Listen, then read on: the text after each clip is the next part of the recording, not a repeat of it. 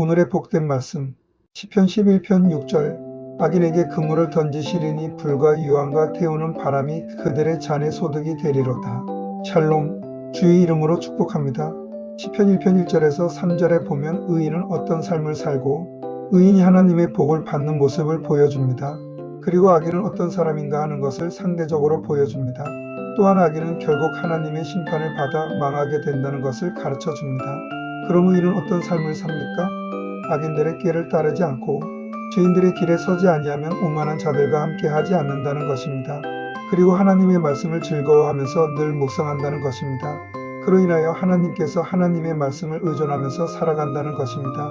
세상의 종교나 정치적인 성향 또한 의식이나 무의식으로 얻은 경험의 지식을 동반한 학문의 마음을 빼앗기지 않고 사람들이 경험한 신비한 영적인 경험을 통하여 그 안에서 사는 것이 아니라 오로지 하나님의 말씀을 붙잡고 하나님의 말씀에 순종하면서 산다는 것입니다.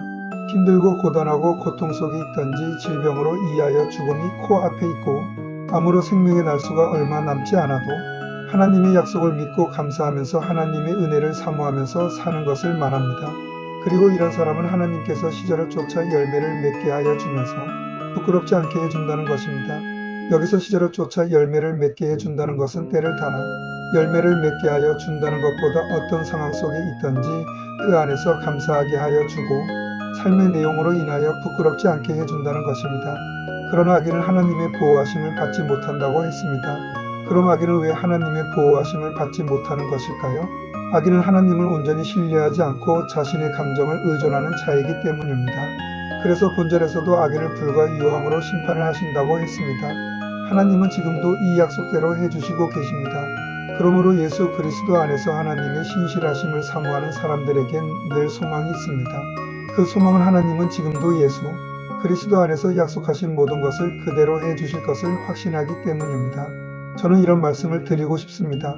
지금 어떤 상황 속에 있든지 상황의 마음을 빼앗기지 말고 약속대로 해주시는 하나님의 약속을 믿고 믿음으로 있는 그대로 하나님께 예수 그리스도의 이름으로 기도해 보시길 바랍니다. 그럼 성령님은 예수 그리스도 안에 있는 하나님의 은혜 속에 거하여 평안과 감사의 마음을 주실 것입니다. 그리고 명절이 다가옵니다. 힘든 이웃을 한 번은 돌아보셨으며 감사하겠습니다. 하나님은 이웃을 돌아보는 사람을 세워주실 것입니다. 품안사랑 선교회 이리학 목사교도소는 선교지이면 수용자는 전도의 대상입니다.